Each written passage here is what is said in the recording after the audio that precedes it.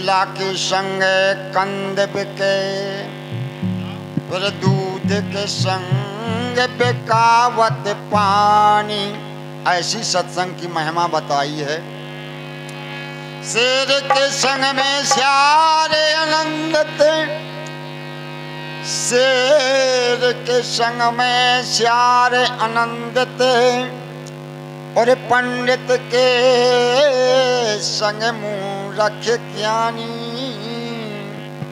जैसे हमारे शास्त्री जी हैं, शास्त्री जी के साथ में एक मंजीरची भी साथ में लग जाए तो उनके साथ में भाव से तो वो भी बिक जाएगा। हमारे निर्दोष शास्त्री जी, अरे मूरख पंडित के संग मूरख ज्ञानी, और गेहूं कहे सुने रे भतुआ, ते मोरे संग माँ पावत है पानी। सत्संग की ऐसी महिमा। गेहूं को 3 पानी देते हैं तो भतुआ भी 3 पानी पा रहा, बराबर खातू पानी मिल रहा है, क्योंकि सत्संग की महिमा। इसी प्रकार से आज इस सत्संग में ज्ञान गंगा रूपी ये गंगा बह रही है, जो हमारे सौभाग्य इसमें गोता लगा रहे हैं, बहुत बड़े बड़े सौभाग्य हैं।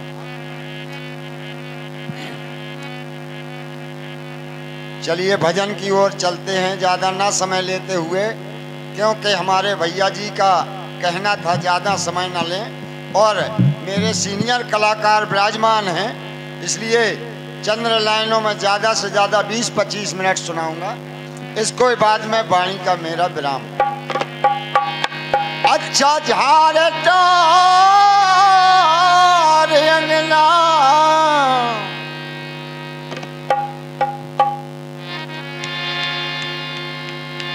या झार डार अंगना,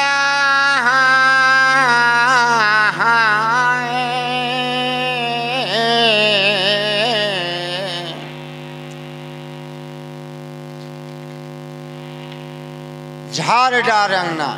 ये शरीर से अहंकार निकाल दीजिए। बताया है कवि ने, लोभ मोह अहंकार।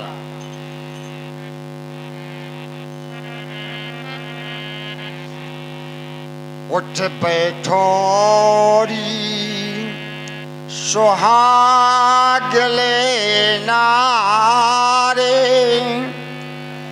झारे डार आंगे ना।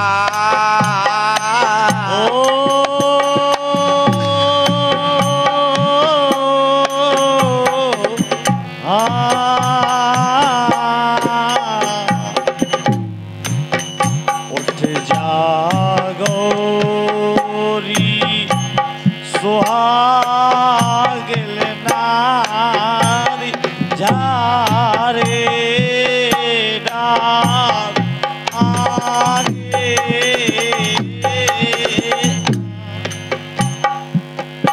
अंगना संगना कछुई न झारे पी, ना हमें करे पी कामे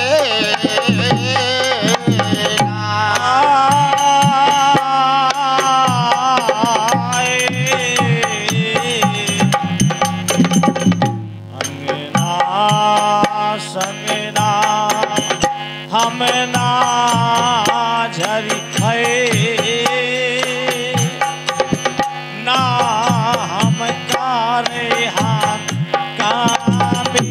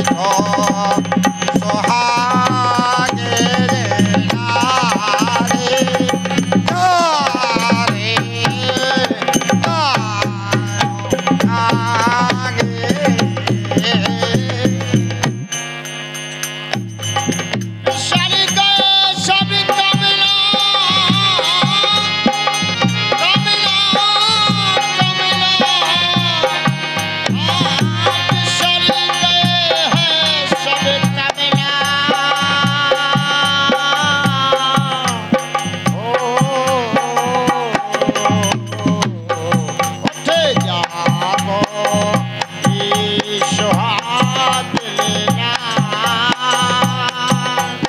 जा रे आगे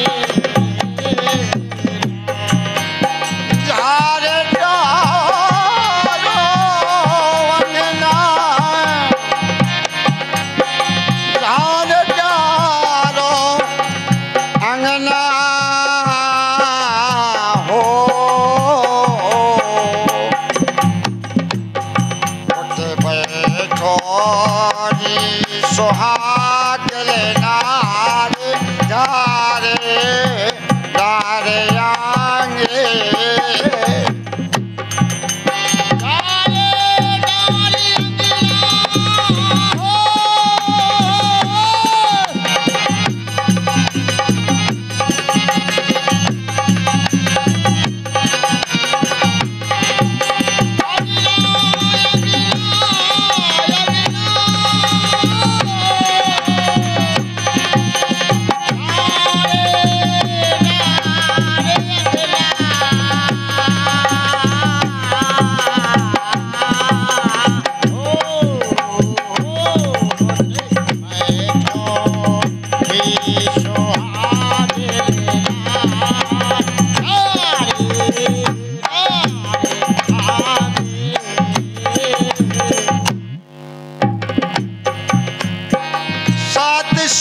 की साड़ी पहने 1600 के फला 700 की साड़ी पहने 1600 के फला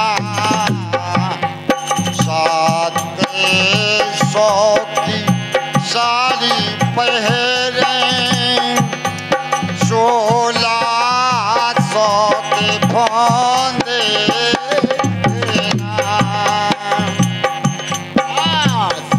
सौ की साड़ी पहने 1600 के पौधे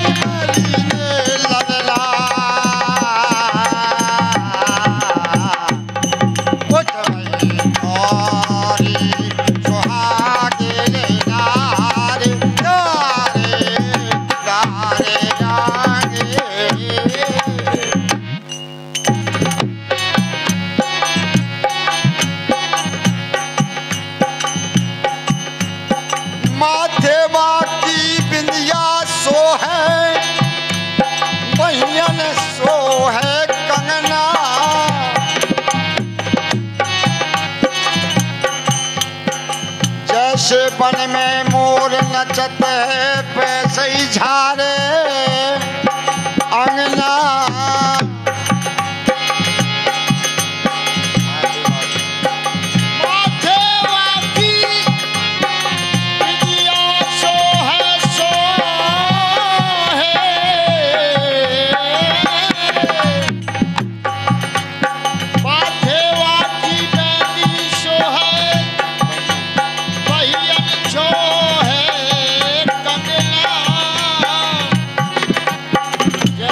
बन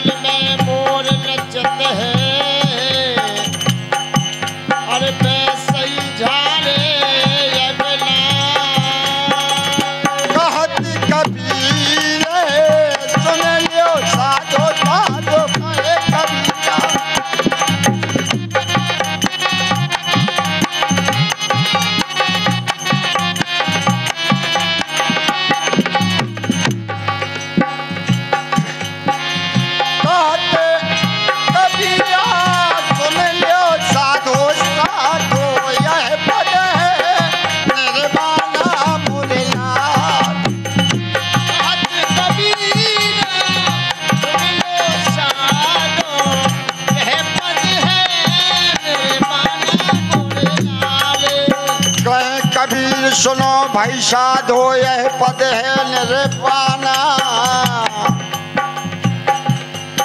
जो इस पद का अर्थ लगावे सोई संत सयाना।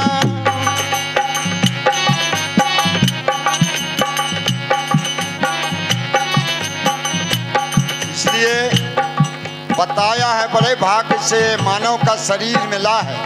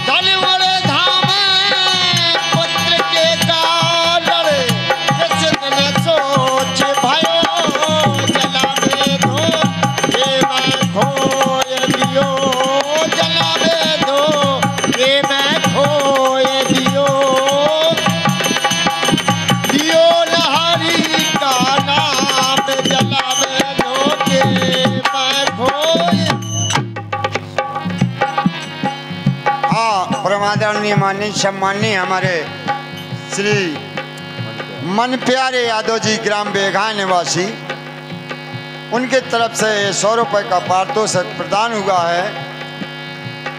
बहुत बहुत धन्यवाद, बहुत बहुत सर। 40 बरस अंत जब लागे बाण हो मोह नयो, धन और धाम पुत्र के कारण निसदन सोच भयो, बरस 50 कमर भरी तेरी,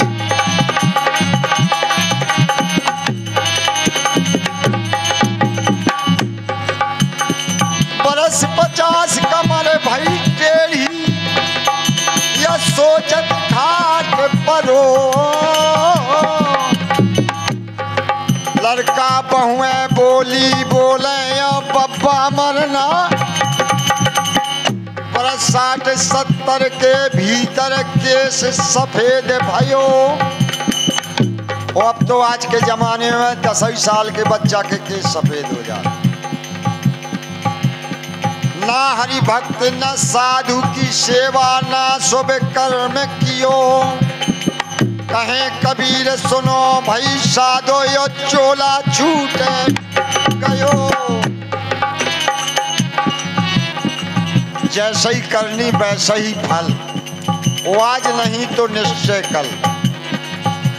जैसा बीज बोएंगे वही काटने को मिलेगा। ये नहीं कि बमूर का बीज बोया जाए और आम का फल चखने को मिल जाए, नहीं मिलेगा। यहाँ जरूर है राज पोपा बाई का, लेकिन वहाँ हिसाब होगा पाई पाई का। जिस समय इस शरीर से मनमर्गा निकल जाता है,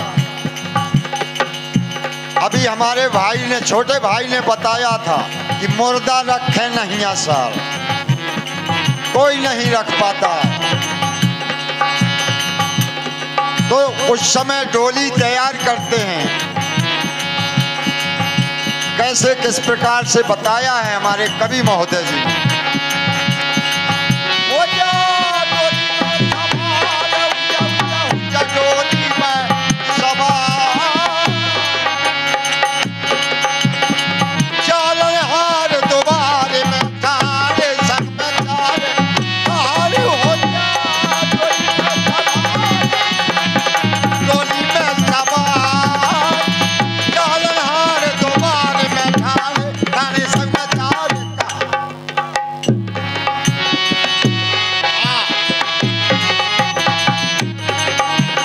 ₹1 का पुरस्कार परम आदरणीय हमारे मेहमान पनवाड़ी से पधारे बहनोई साहब प्रदान कर रहे हैं भैया के गान पर। बहुत बहुत धन्यवाद, बहुत बहुत साधुवाद।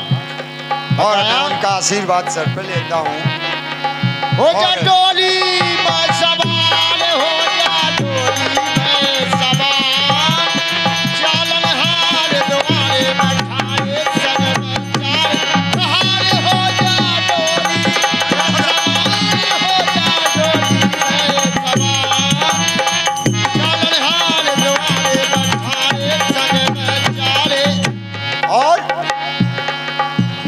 बालों में तेल ब्रह्मियाओला का डाल के ये श्रृंगार, कंघी फेराए मांग सिंदूर भराए के,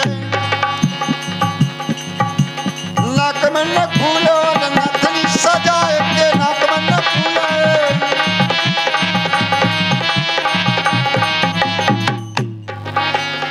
दया नाम की कर धनिया और कमर के बिच डाल कले सतनाम लोहार, चालनहार दोबार में ढाल ढाल ढाल कहार। हो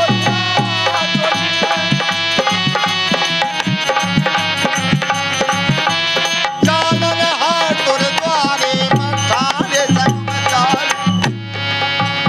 बालों में तेल ब्रह्मियाओला का डाल के, कंघी फेराए मांग सिंदूर भराए के, और नाक में नथुन और नथनी सजाए के, नाक में नथुन और नथनी सजाए के, दया नाम की कर धनिया लो कमर के बिच डाल गले में सतनाम कहा, चालनहार द्वारे बैठाए संग में चार कहार। हो जा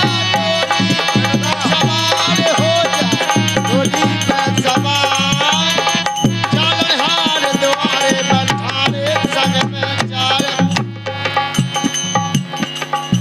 प्रीतम परदेश देश अपने ले जावेंगे, वो करने मोही द्वारे डुलिया धरावेंगे। और जैसा कर्म किया है बताया है, बोलो कि बोलो अब काहे शर्माती हो, काहे शर्माती हो, किन्हे कर्म काहे नैनवा छिपाती हो, यह कर्म काहे नैनवा छिपाती हो, काहे नैनवा छिपाती हो। लिखी बदी चुनरी का घुंघटा, लिखी बदी चुनरी का घुंघटा उठा हो जाता यार सखी।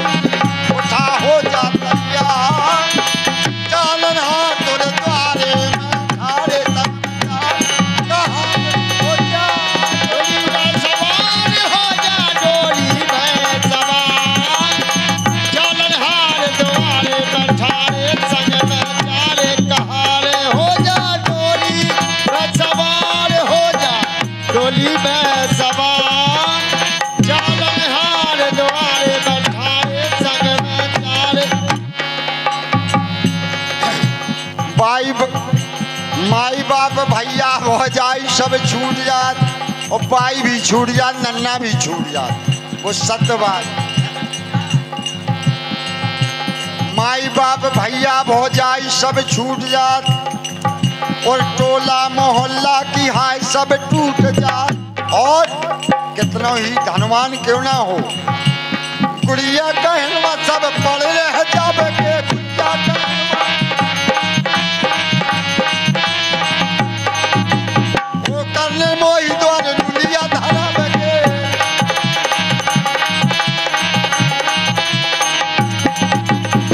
एक दिन अब जाना होगा माया मोह बेतार, सच्ची माया मोह बेतार। जान हार तुम्हारे न जाने जाने संचार। डोली में सवार हो जा, डोली में सवार, जालन हार द्वारे बैठाए संग में चारे। हाँ, ये 51 रुपये का पुरस्कार परम आदरणीय हमारे आर्यन भैया प्रदान कर रहे हैं। भांजा है, बहुत बहुत धन्यवाद, बहुत बहुत साधुवाद भैया को। आगे बताया है जितने हमारे श्रोता हैं वर्तमान में उतने ही काफी है, क्योंकि रिजर्वेशन में कम भीड़ होती है। जनरल नहीं मिल गया, अब जनरल तो कैसा लगा, इसलिए बताया है। 4 दिना की चांदनी भैया फिर अंधेरी रात। ये जवानी 2 दिन का सपना बताया है, इसको भी ढलना ही ढलना है। एक रोज आवेगी भैया साजन की बारात। जागो जी जागो अब हुआ प्रभात, साजन के साथ साथ रात बीती जात। एक दिन आया अब जाना होगा होगा माया मोह बेसार, माया मोह बेसार। जान हार तुम्हारे मैं ठाड़ ठाड़ समाचार। हार हो जा डोली में सवार, हो जा डोली में सवार, जालन हार द्वारे बैठाए संग में चारे। ये 21 रुपये का पुरस्कार परम आदरणीय हमारे भैया जी वकील साहब प्रदान कर रहे हैं। बहुत बहुत धन्यवाद, बहुत बहुत साधुवाद भैया को। बताया है बड़े भाग्य मानुष तन पावा। बड़े भाग्य से मानव का शरीर तो मिल गया है, लेकिन मानुष जैसे कर्म करना चाहिए, इसलिए सत्संग करवाया जाता है। घर जाना, बाहर जाना, नाते रिश्तेदारी में जाना, अगर तुमने उसको नहीं जाना तो तुमने खाक नहीं जाना। धोखे में धुमियार लुट गई, इसलिए बताया है।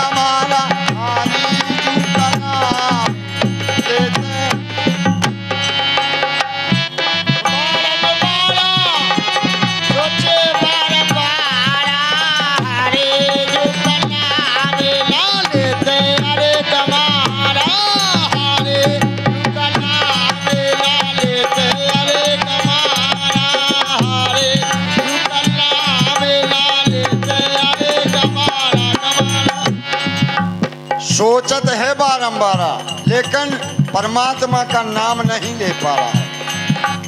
बताया दर्शन करना चाहिए प्रभु के तो दर्पण मांझत नहीं। दर्शन करना। अगर दर्पण गंदा है यानी शीशा गंदा है तो चेहरा दिखाई नहीं देगा।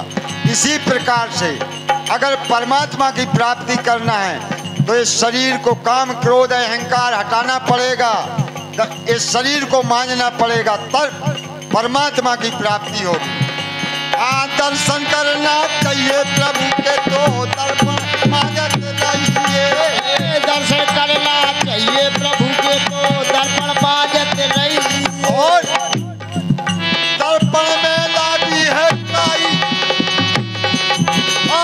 दर्श कहाँ से पाई। हरियू का नाम लेते गमारा गमारा।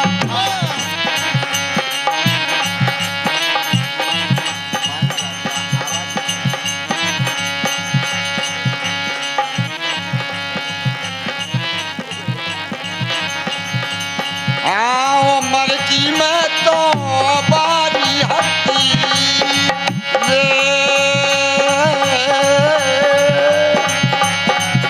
अच्छा बारी तो हत्ती बोले स्वामी ने कमन वाले मर की मैं तो बारी हत्ती। मर की मैं तो बारी हत्ती रे, बारी हत्ती रे मोरे स्वामी ने कमल वाले लीने रे। मर की मैं तो बारी